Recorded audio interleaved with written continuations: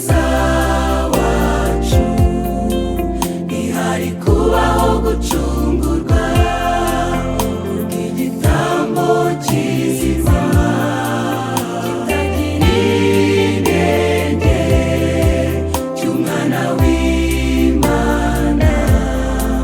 Gukira kwarabonetse, niyo mpamvu duteranye twibuka intsinzi twaboneye muri we tutarabaho.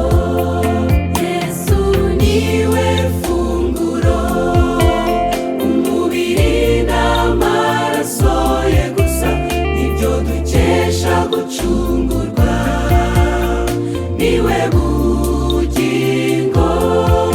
Yasize atubwiye ati mujye muteranira hamwe munyibuka, nanjye nzabandi muri mwe bahimbaraga. Yesu niwe funguro, umubiri n'amaraso ye gusa nibyo dukesha gucungurwa, niwe bugingo.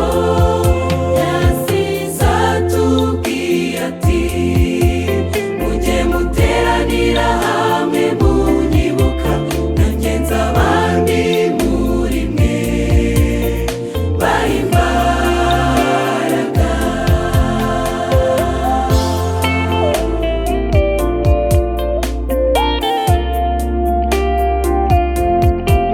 Ubwo gucumura icyaha cyatandukanije umuntu n'Imana, ndetse kituzanira n'urupfu.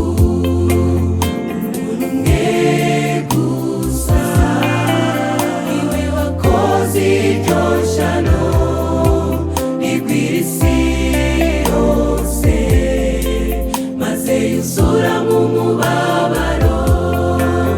Ariko kubw'umuntu umwe kandi gusa umworera warasibanganye, turacungurwa.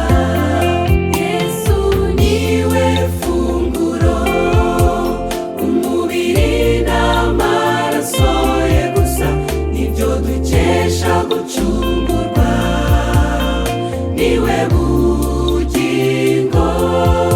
Yasize atubwiye ati mujye muteranira hamwe munyibuka, nanjye nzabandi muri mwe bahimbaraga.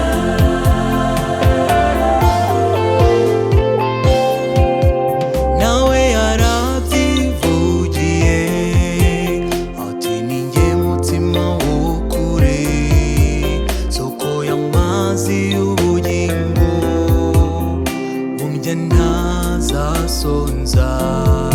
Yesu niwe funguro, umubiri n'amaraso ye gusa nibyo dukesha gucungurwa, niwe